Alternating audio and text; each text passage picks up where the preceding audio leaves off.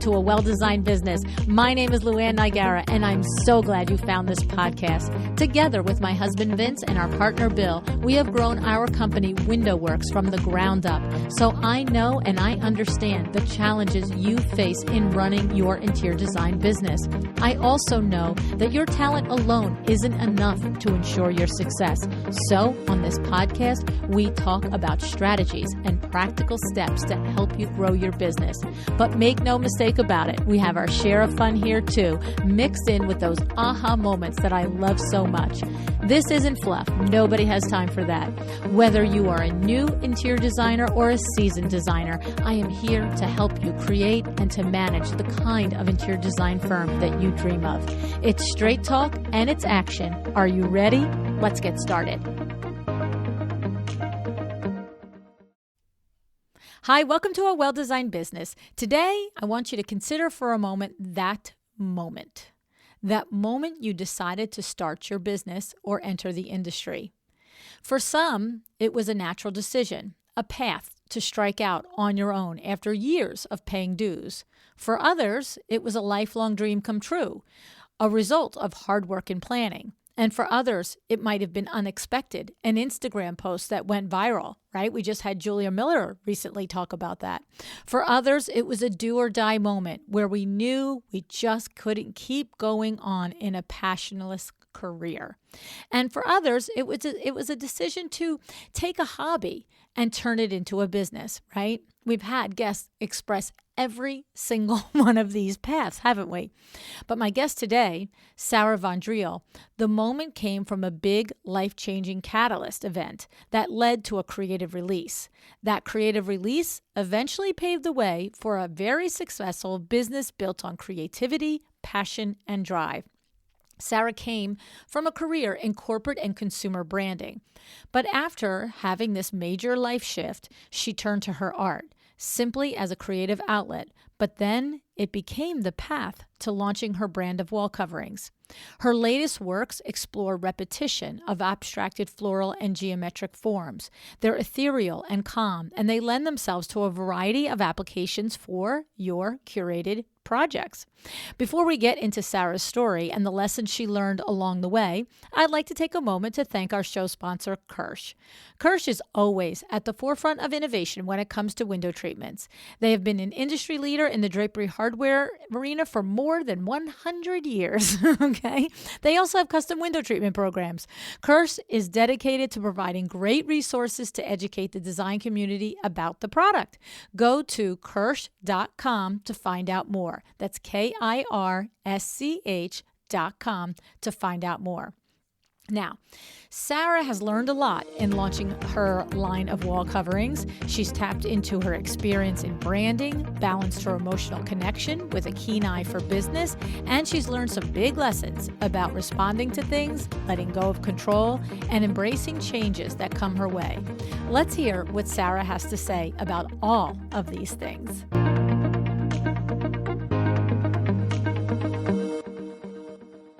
Hi, Sarah. Thanks so much for joining me on A Well-Designed Business today. Hi, LuAnn. Thanks for having me. Thank you. I'm so grateful that our mutual friend, Andrew Joseph, recommended that we speak to each other. Of course, Andrew Joseph is a PR agent here in New York City, and he was on our podcast many, many, many moons ago, and I just have great love for him. And Sarah, I didn't tell you this story, and I'm going to share it with you. It's so fun. Back when the podcast was brand new, I'm talking within 4 or 5 months. And I used to get up every single morning at like 5:30, 6 o'clock in the morning. And I would sit at my dining room table and I would do like 2 hours of podcasting work before I went to Window Works, because Window Works I was still doing full time at that point, right? And one morning I'm sitting there at 6 o'clock in the morning and there's this email and it says, "Hi, LuAnn. I'm driving to the Hamptons to meet a client right now, and I'm binging on your podcast. Love it so much. Wondered if we could chat about collaborations. Signed, Andrew." And then there's a signature, Andrew Joseph. And I'm like, who is Andrew Joseph? And then I look him up, and you should see I'm jumping up and down like, Andrew Joseph, he's a PR agent in New York City. He knows my podcast. He loves my podcast.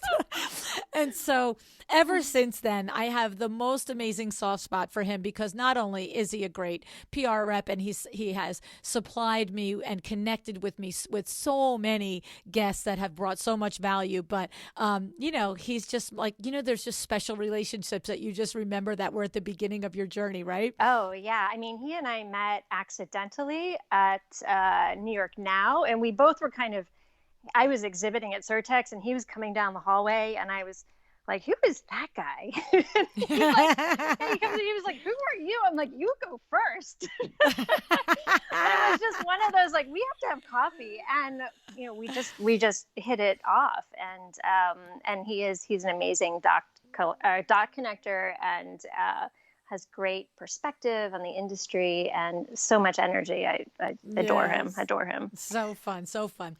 So here's the thing. You have a very particular story. You have a terrific career background that we're going to get involved in, and you have a new career that you're launching, but it starts at this sort of catalyst moment that happened in your personal life a few years ago. And I'd love for you to share that story with us, Sarah, so that we all have this perspective on your growth and this whole new passion in your life.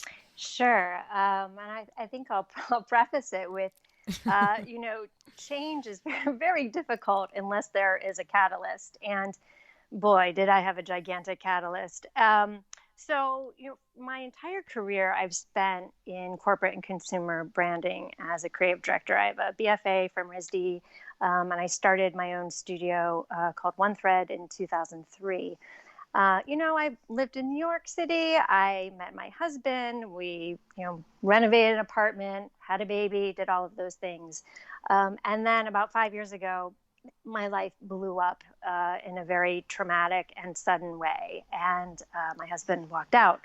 And my daughter had just turned 4 at the time. And, my life stopped. I couldn't get through 5 minutes of the day. And look, this is not a unique story, right? Divorce happens all the time, all over the world.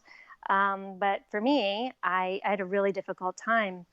And it took me a couple of months to figure out who those team members were to help me and to really create this protective circle around me. And that's, lawyers and therapists, for my daughter, for myself, really holding my friends tight.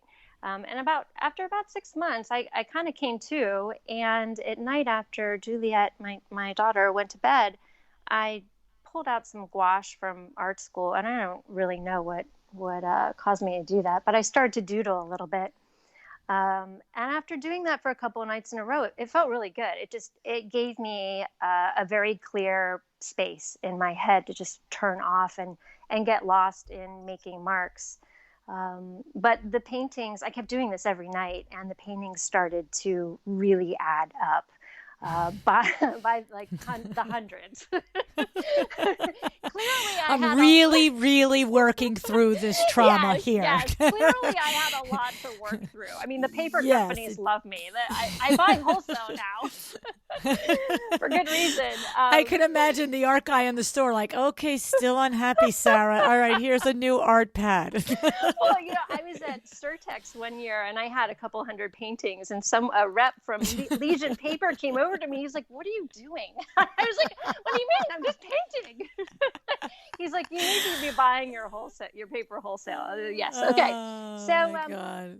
But, can I just say something right here, though? I just want to say, we're laughing and we're having fun with it because you're clearly through the storm and you're in a place where something good has come from it. But I don't want to go past the fact that, this was a major life trauma event, and the whole reason that you needed to paint was because it was, the stomach punch of all stomach punches to find that a spouse is cheating on you and is leaving and all of that stuff. Yeah. So, I mean, because, we have people right now, 100%, we both know, right, Sarah, take it to the bank. Somebody listening is in the middle of this. So it's nice that you're able to laugh, and that's the hope also that for anybody going through it, that day will come. So I just couldn't say that without the compassion of somebody who might be in the middle of it. But I appreciate that you're willing to share that that's what happened. And I get that space of, for you, it was drawing, right? And for painting. And then when you said it created that empty space, because back when I used to go to yoga all the time, I remember one of the reasons why I loved to go to yoga was because no matter how busy life was, happy, glad, sad, mad, no matter it was, you can't hold Bird of Paradise if you're thinking about anything other than Bird of Paradise. Like, it's impossible. You'll fall over and be that dummy in the class. Like, I'm sorry, stand up, right? And so when you said that, I could envision you being in the sad state still, and probably all the different stages of the grief, and putting your daughter to bed, and then just being like, okay, I need to numb this out and I need to do something, right? Yeah, and fortunately, I found that. I mean, that's just one component. And yeah, you're right. There are down moments and happy moments where the sun is warm on your skin again, and you really have to be thankful for those, and they come more frequently. A dear friend of mine who lost her husband, I remember her saying to me, this isn't going to sound right now, but the sun will be warm on your skin again. And she was right. It takes a while, and it's different for everybody. But and I kind of joke now that I have a business out of my paintings, it's I'm monetizing emotional trauma. That's my funny bit. Which is a really nice form of, take that, why don't you, buddy? Exactly. There's the Carrie Bradshaw moment. Oh my goodness. But I was painting at home, obviously, and I have a big dining table, and I had some friends over, and a friend of mine was like, what are you doing? I said, well, I'm just painting. It feels good.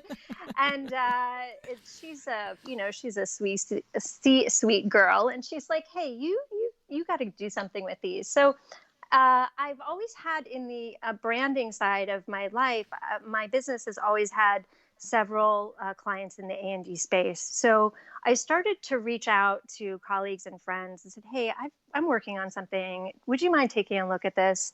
And basically, I mean, there was one colleague of mine who literally kicked me out of her office. She was like, you have got to run with this, like right now.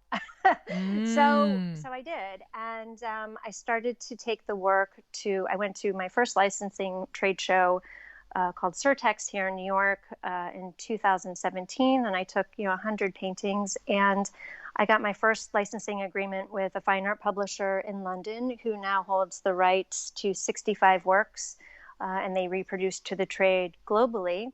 And that gave me some confidence, like, okay, my work is relevant in this space. So I went again. And meanwhile, I'm still kind of working on my brand consultancy and keeping that afloat. But I'm starting to spend more and more time on the product side, on the painting side of my career. And I went back to Surtex, and I met CB2, and I secured a long-term agreement with them as well, and had my first products launched this past winter. Wow. So I submit to them on a seasonal basis, which is fascinating. One, it's great from a business perspective because it's very low risk, because I'm not developing the product, I'm not holding the inventory. So it's kind of a baby step into getting my work into product at a consumer level. But those are great experiences, but not sustainable as a business. And I also wanted to, as my work has been maturing and evolving, it felt very relevant to products that are manufactured in repeat, so wallpaper and fabric. And I really took a leap of faith, and I signed up for a booth for ICFF in June of 2019. I decided to go. I had no wallpaper designed yet, but I reserved the booth space. I said, I'm going to have wallpaper in 6 months. I will be there. And I found I had a great team that I work with, because wallpaper, I've never designed wallpaper before. I don't know the manufacturing restrictions. And so I found people to help me to get the patterns into repeat. First off, to have another set of eyes to help me really boil down the collection of work that I've been amassing. I think at that point I had about 1,000 pieces. And that's also a really great process, is working with my team and spreading 6 months worth of paintings out, and just seeing where the patterns fall, where the groups fall, and how the collection evolves. So it's been a really wild ride for the last 18 months. I doubled my wallpaper collection this winter during COVID, and I am launching fabrics like right now. Wow. And I've secured showroom representation. I'm in New York at Le Pair. I just secured San Francisco at Hune, and Twill and Texture in Miami. So we are off and running. So, I mean, so note to self, don't piss Sarah off, because There's a lawyer for everything. you have no idea what she will create if you do.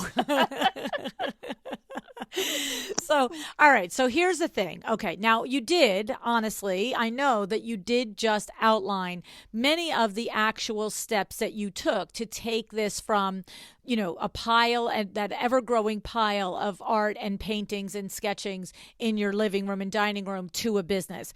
But not having any experience in that business, Sarah, it was sort of all a little like Chinese, I have to just say, right? So it's like, I'm like, okay, that would be that. And what I mean by that is, I don't know how to connect the dots and do that necessarily. I can see the big picture, but the in between is tough. So here's what I want to say. It occurs to me that in your past career, having the branding agency, a lot of this is probably, first of all, creating the brand message was your superpower, and packaging probably, and the delivery of it, and all of that. But then also the contacts and knowing the world. So it's a little different, right? And I'm asking, if I were, any other woman, I'm an accountant, I'm a whatever, and this happens to me, and I also have art talent, it's going to be a whole lot different for me to take this from art on my dining room table to a business, because I don't know the world. Am I right? Like, that past career informed, you had your girlfriends who were pushing you and making you see that you had something there. But am I right in the past career sort of was like, oh, use that skill to do this. This is how I used to do that for them. Absolutely. And it's really, it's intuitive for me. But also, being a creative director in branding, part of my job has been to manage and steer image programs for my clients. And my personality is really to have the plan and have it in place, and that process be very controlled. And I think also a personal learning lesson is that when your life blows up, everything is out of control, and you actually have to live with that and adjust to that. And that life experience, in addition to the professional experiences that I have, it really helped me navigate starting a new business in a completely different way, where I'm only thinking it's not that I'm not forward thinking, but I'm really focusing and responding to things that are happening right now. You can't go from 0 to 60 like that. It just doesn't. It also doesn't allow you time to respond to what you're learning. Data drives decisions. Like, that's my new mantra. And understanding, you're like, okay, here's step one. It was 6 months. What am I learning in these 6 months in my conversations with trade contacts and other designers and interior designers? What am I learning from them? And then how do I respond? What's the next step? So, I mean, for me, showing my work at a licensing trade show, it first was a very scary notion. I'm showing this work publicly for the first time. I kept my expectations pretty low.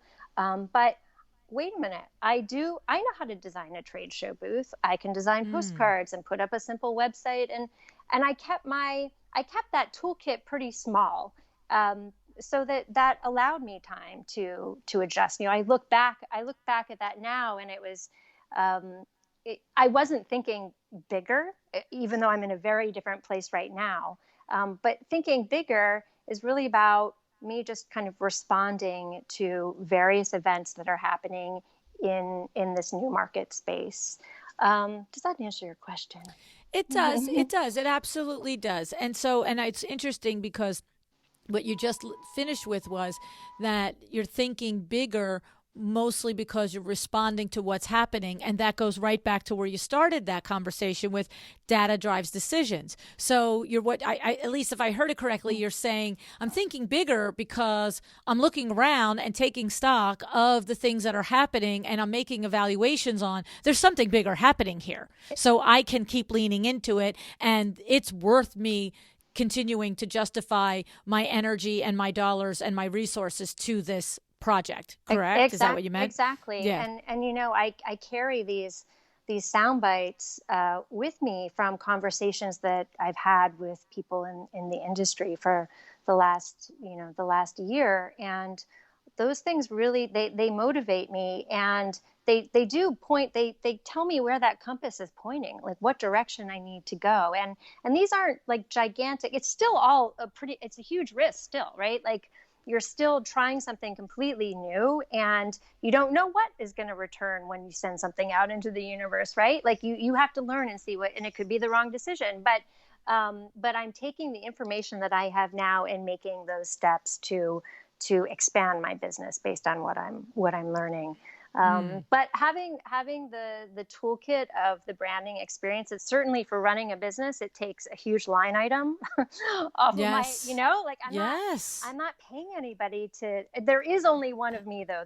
We are quickly approaching a point where I am going to have to hand some of that off because, I can't do everything. And that is what prevents a business from growing. So I need to kind of focus on where I am most effective. But for now, well, that is true. Yeah. Yeah. I mean, and that is true. That is one of the toughest decisions that we face as business owners is, that hurdle of when to hire. And we all know, intellectually that it's almost always proven that when you hire, your business will grow, the revenue will grow because you have taken away and removed yourself from activities that are not your highest money generating activities, right? But it's like, oh, that's great for that data point and that makes sense. But internally you're like, that's a lot of dollar bills though. And then I have to do that volume in order to justify that salary, Yeah. But for you, like, that's what I was really actually just reflecting on in having a career as a brand expert. That's literally one of the most important things that we do when we build our business, when we open our business. And it's one of the things that most people will skip because of the cost attached to it, right? And we don't have the innate skill set. But if you don't understand who you are, why it's wallpaper. Do we need another wallpaper company? I don't know. I mean, do we, right? But when you package it and you talk about your brand story and you figure out where your niche is and your marketplace is, that's how you break through in the sea of all the other wallpaper companies. And for you to have had that skill set yourself, I'm sure was a nice leg up. Oh, definitely. And I'm just super thoughtful about making sure that image is consistent now that I'm across many more communication channels, and now I have trade reps who are representing me, and making sure that everyone is on the same page and has the same story and the same materials, because that's that's what makes you memorable, is when things are consistent as well. It's one thing to have one communication out in the universe and for it not to be consistent with everything else. It just creates grayness and confusion as to who your brand is. So and that goes, for my marketing and PR team as well. I probably drive them crazy, but I'm like, that's not on brand. It's the wrong typeface. You're like the doctor at a doctor's appointment. Yeah, exactly. But I don't think the cough meant that. Okay, I get it. Now, take us through to a learning lesson, because it's not that easy to launch a business from zero to where you're at. It's 18 months in. That's still, training wheels. And that's still a lot of, like you said, you're a solo at this point still. And it's a lot of work. Plus, you're a mom of a young child. Plus, you are literally in this post, area of this stressful situation that you've been through, traumatic situation that you've been through. So, how about any learning lessons that stick out to you, Sarah, that you could say to somebody, yes, I didn't see it coming. This is how it hit me between the eyes from a business standpoint. This is how I addressed it, or just any observation that you think would be helpful. Um, you know, I think that reaching out for others to help is probably the biggest change that I have made in how I run a business. I'm much more mindful of bringing in experts that can help me grow my business and take things off of my shoulders. And that goes also in the personal side of my life. I've had a therapist since day one, and I still work with her regularly. And while I'm not going through this, traumatic life event any longer, it is really helpful to have someone else help you decide what things need to be pulled off your plate so that you can do all the things that you want to do. I have a lot of parts and pieces in my life. I am a mom. I've not had a nanny. I feel like I want to be a part of my daughter's life, but I also want to run a business. And, what resources do I bring in to help me in all those parts of my life? And on the business side, it's working with partners that help me with the manufacturing and lend another set of eyes and give really critical feedback. They have more experience in this industry than I do, and it's a really valuable resource for me to seek the experiences of others. I also think it's having as many conversations as you can. And this comes from me, launching into a completely new industry. So every conversation that I have is an opportunity to learn from someone else. And these conversations are purely learning experiences. They're not driven for a sale. It's sitting down with a showroom rep who I'm clearly not the right fit, but they've been in the industry for so long and they're willing to sit down and have a conversation with me for an hour or so. So it's kind of these smaller mentorships that I've been piecing together over the last year and a half. So I think generally it's being willing to let other people into your business and really rely and value other people's experiences to help you grow your business. I love it. It's awesome. We say all the time that, so much of our success is the relationships that we build.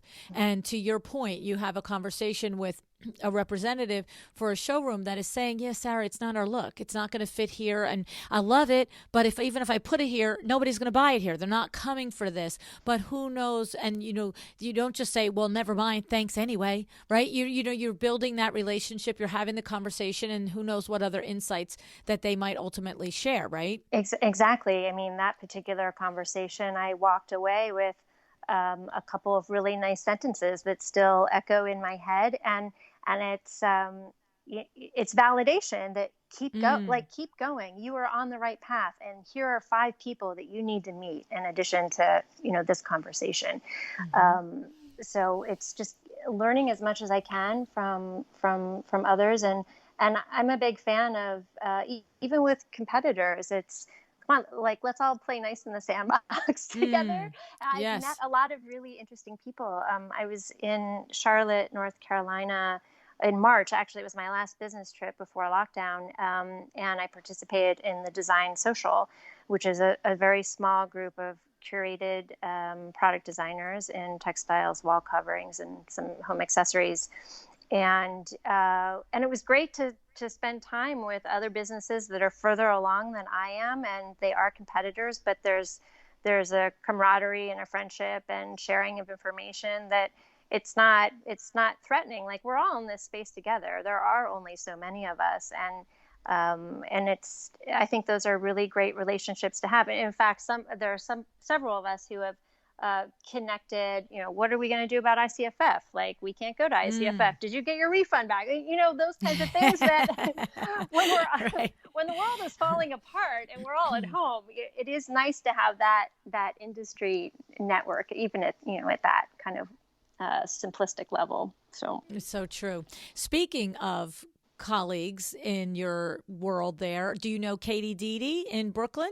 no, I do not. I have not met her. Oh, I have to connect you with Okay, Katie please do. Dede. She is just one awesome lady, and she is also a wallpaper designer. And she, I think, also tile possibly as well, if I remember correctly. But she's been on the podcast, and she is just the sweetest lady on the planet. So you're gonna love knowing her, Yes, and I'm sure, please yeah, connect us. yeah. I'll definitely do that. Okay, now I have another question for you. Yeah. So in this journey of bringing this artwork from therapy and artwork into product, I imagine there have been, and I'm guessing, but so often something that's so personal to us and that you've created and that you love and you just, that's so gorgeous, or your mom loves it or your girlfriend loves it. But then somebody looks at you and says, yeah, that's not going to make a great wallpaper. I don't like that pattern. Like, that one's got to go. That one, put it on your refrigerator, Sarah. That one doesn't go to the collection. So how has that been? Because I guess what I'm saying is, if you sit down to anybody that sits down to create something is going to be emotionally attached to it. But then when I think about the added layer, like, no, that one from that one night, that's the most beautiful one. Well, when you have like 2,500 of these things, they become less valuable. I mean, to me, like, personally valuable. But okay, so you have a little distance between some of them and yourself. So, one of my very first conversations with a colleague, I had a bunch, and we're going through, she's like, these are beautiful. And then we got to one that had a lot of black in it. And she said, not that one. You were very angry when you painted this. I said, yeah, you're probably right. You're right. I was angry. But, it is interesting to see how the work is evolving. And there was a time where I really held on to these as these kind of precious, they're extensions of who I was and what I was going through. But I naturally came to a point where I was ready to sell them. I have been selling originals to the trade.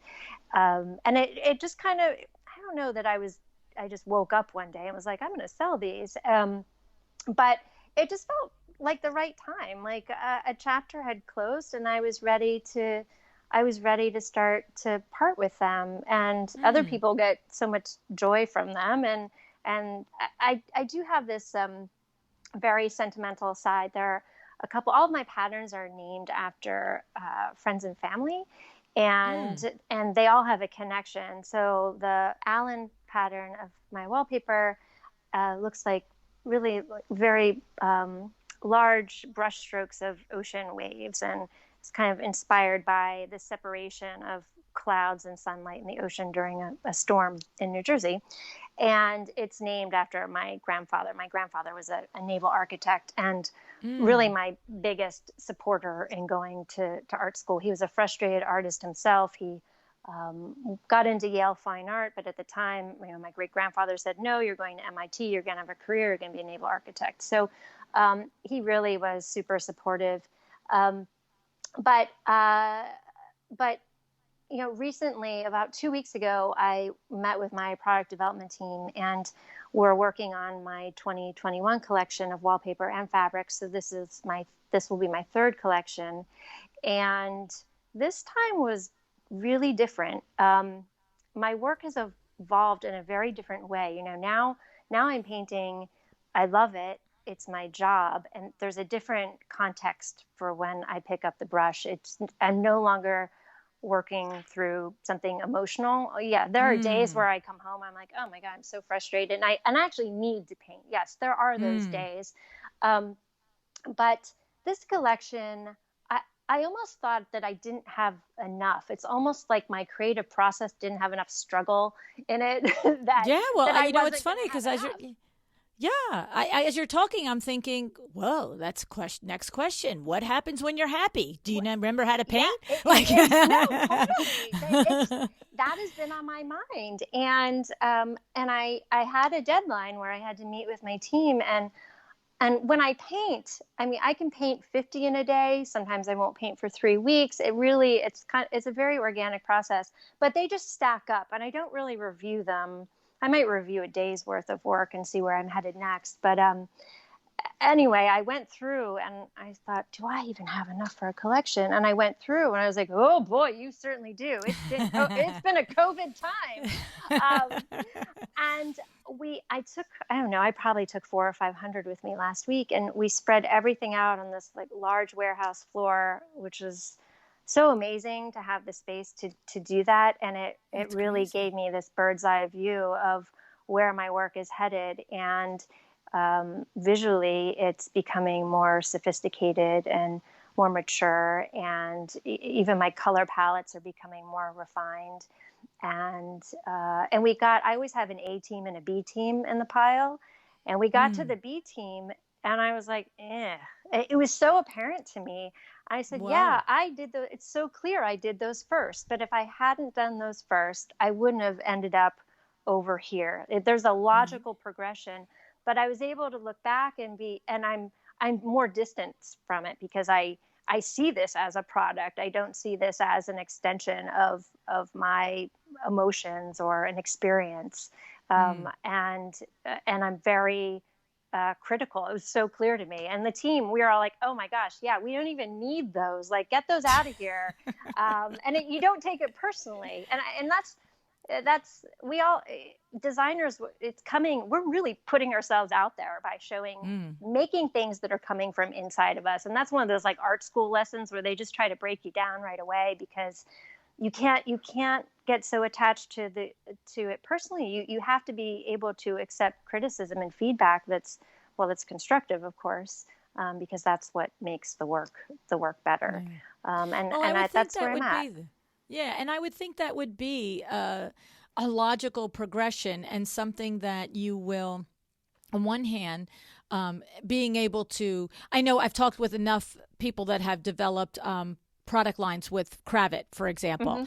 And, you turn around and you develop 30 fabrics, and then Kravet and their expert team in the studio there, which has just the most amazing body of experience as artists and combining the business aspect of it, they'll sit there and say to you, these are really beautiful, but they have no context with the rest of these. So this can't be in the collection. And it reminds me of when I'm writing the books. It's like, I'll be like, well, these 3 chapters have nothing to do with the rest of them. They're going to have to go. And you can't worry about it. You just got to say, okay, yes, I spent hours of my life creating those, and they're going to sit in a computer, and maybe you'll come back to them. So there's that combination of having the ability to, as you said, accept the constructive criticism on these don't belong, either because they're not the same quality or they're just completely out of context with the others. They don't make sense. But for you too, you have that added thing that you're now approaching that turning point.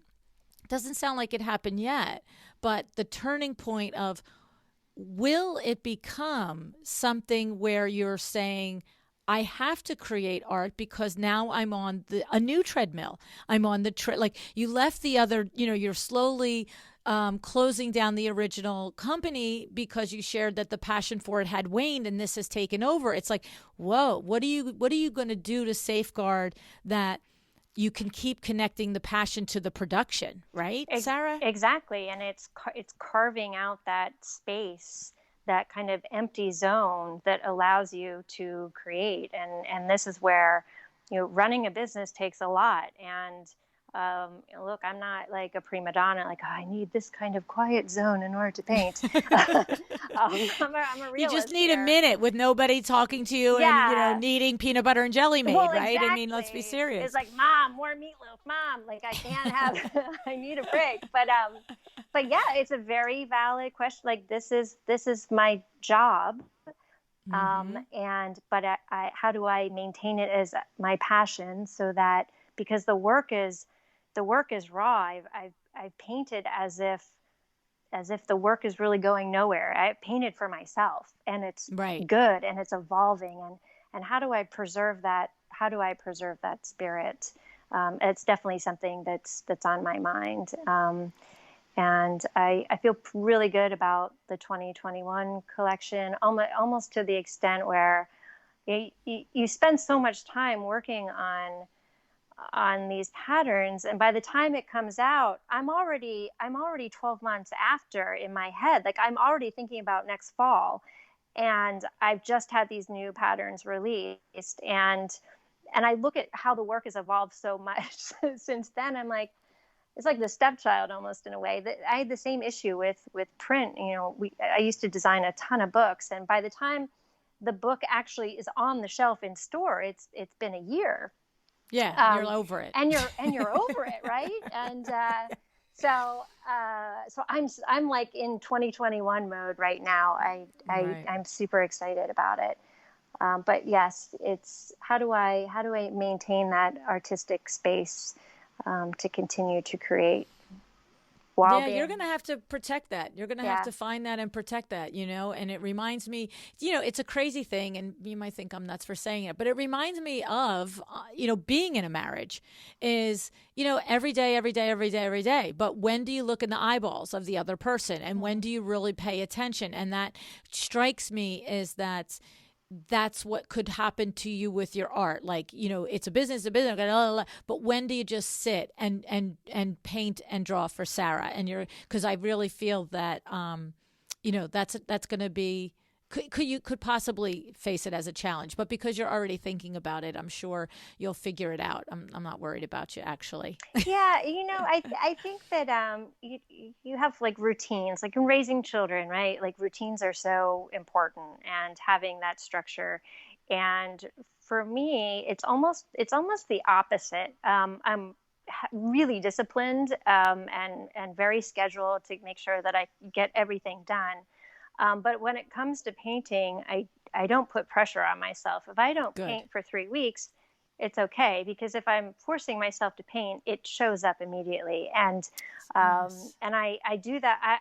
I'll get myself into that situation, and I'm like, just put the brush down, just stop, stop. Mm-hmm. And then when I am painting, and the work is so iterative, one leads to the next, but then it starts to shift. And when I can recognize that it shifts in a negative way, and things start to look just muddy and with no direction, I'm like, all right, it's time to stop. It's over. Yeah. You got the best of it. You maxed that like little burst of energy.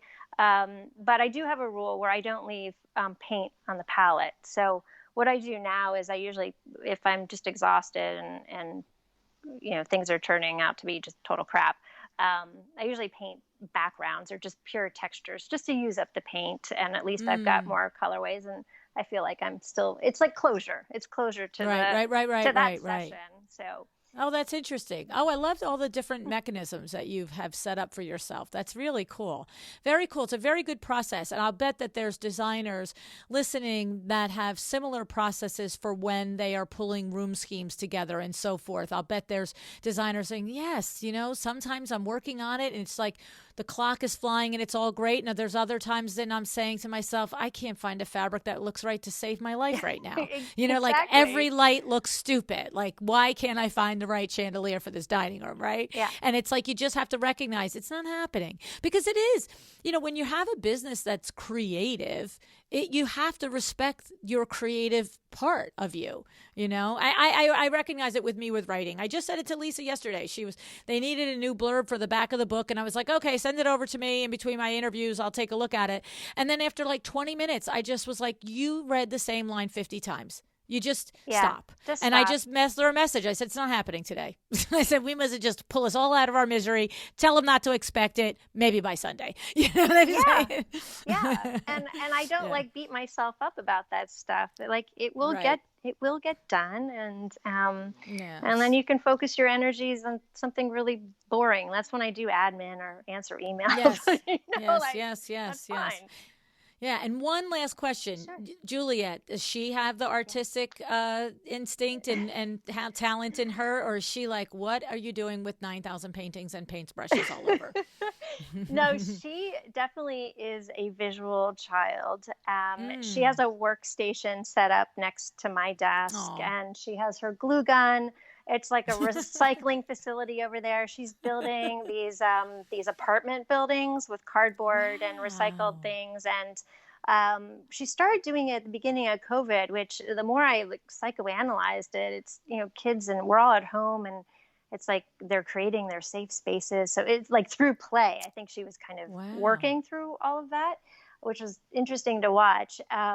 And she decided she has her own wallpaper named after her, which wasn't enough apparently because she, she has designed her own wallpaper and I'm having it made right now. So I sent a note to my team and I said, hey, Juliet wants wallpaper for her room, but she wants her own. They're like, oh, we'll just run the Juliet. I'm like, no, no, no, no, no. She wants to She paint it and wants she to wants to paint do it. it. Yeah. So I had, at first it was like a conversation of like unicorns and rainbows. And I'm a modern gal. I was like, oh boy, oh boy, oh boy. So I asked them, I said, could we just do like a temporary sticky thing? So it's not a commitment. And then we had a quick conversation. I gave her some color trend research to look at with some palettes.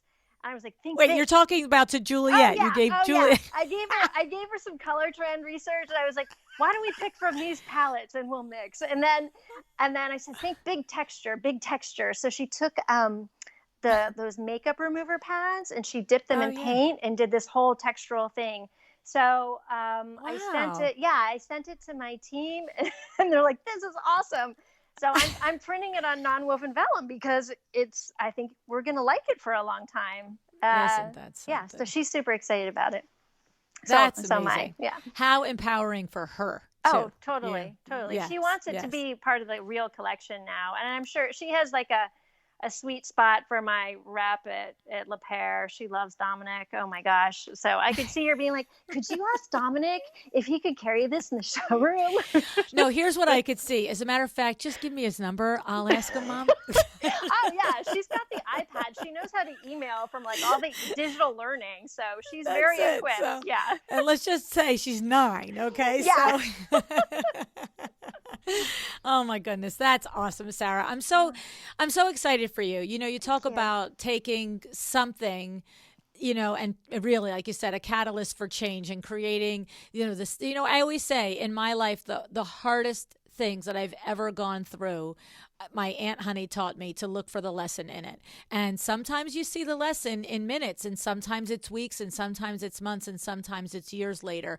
But there is always a lesson, and you certainly took something that really could have just knocked you down and brought you up and flourished and bloomed and blossomed and created. And it's amazing. Congratulations, Thanks, really. LuAnn. Thank you. That's so well articulated and puts a smile on my face. Thank you. Oh, you're welcome. Well, thank you for being on the show today, and thank you for sharing your experience. And just tell the designers, how do they see, find, purchase your wall coverings and fabrics? Sure. So my website is sarahvondreele.com. Instagram is at Sarah Von Dreele. New York, New Jersey, and Connecticut, I'm at the Design Center at Le Pair. San Francisco, I am at Hune, and they represent me for all of California. And in Florida, I'm represented by Twill and Texture in Miami. Perfect. And of course, we will have all of this in the show notes so that you can click on the different links and you can see Sarah's work. It really is very beautiful, Sarah. And I'm excited to see what you create in, the next iteration in all of this. Congratulations. Thanks so much, LuAnn. Coffee soon when we can.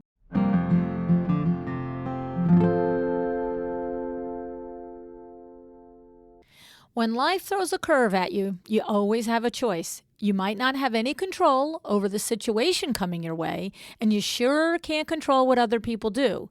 But like I've always told my kids, you can always control your reaction to people and situations. That you can do. Now, do you let change crumble you? Or do you dig deep, stand up, put on those big girl and big boy panties, and go find the opportunity in the chaos.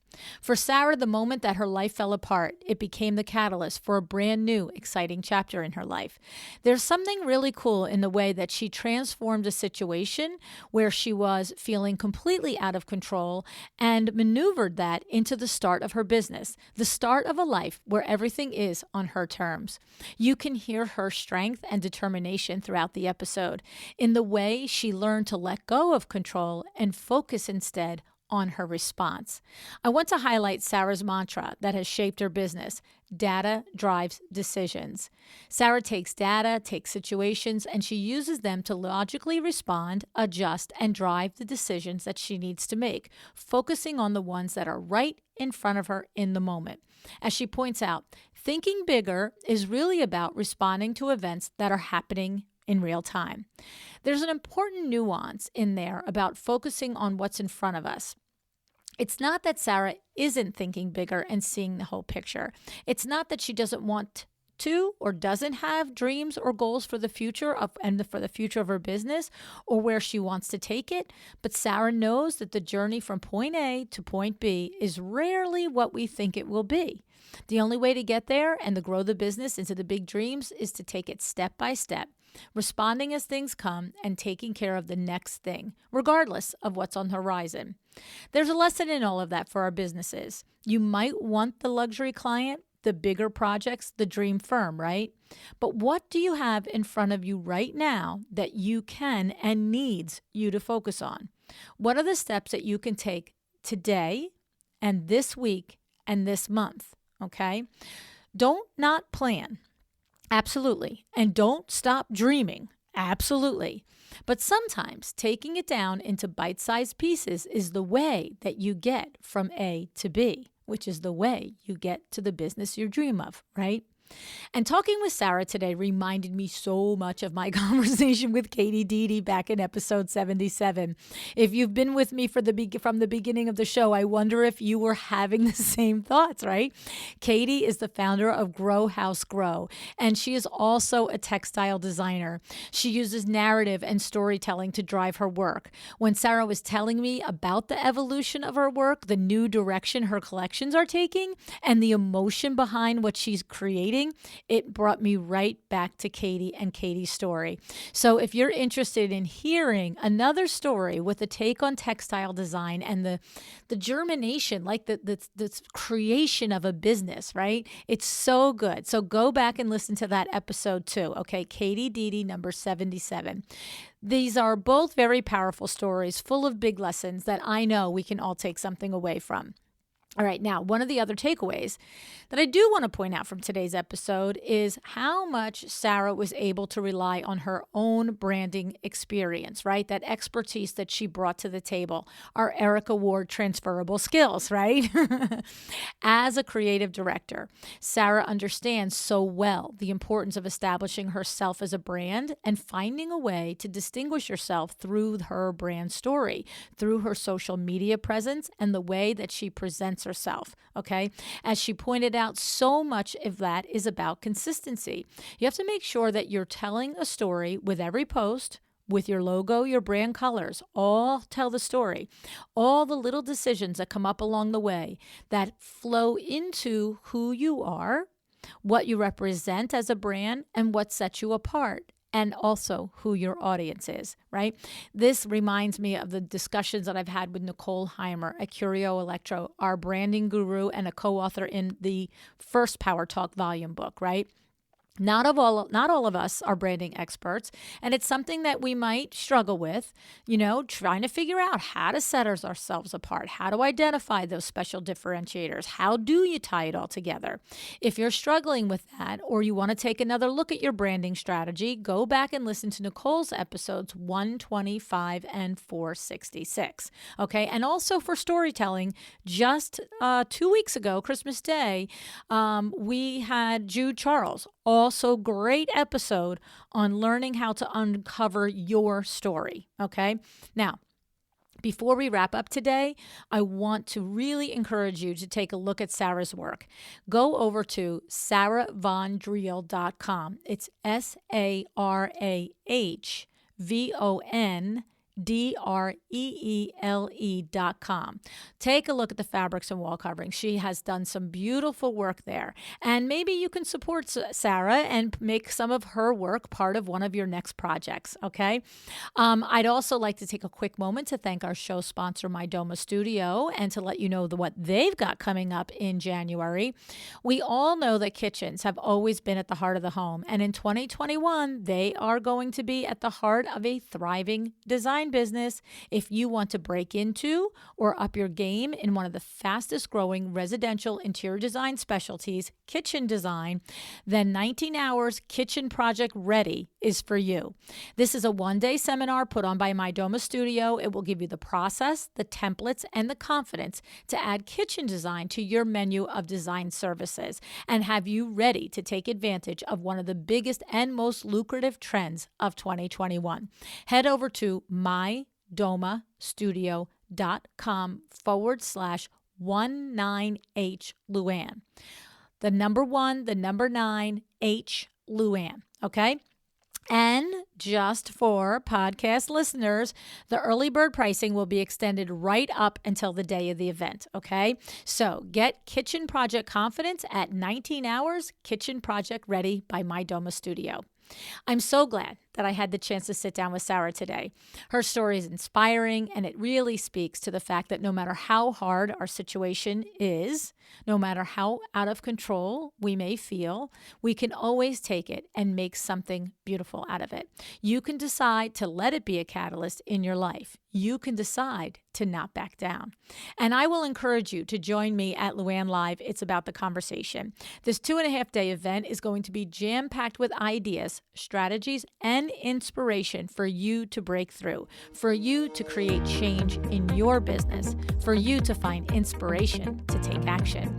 Go to LuAnnLive.com to register today. The event is right around the corner, February 2nd, 3rd, and 4th, 2021. Are you ready?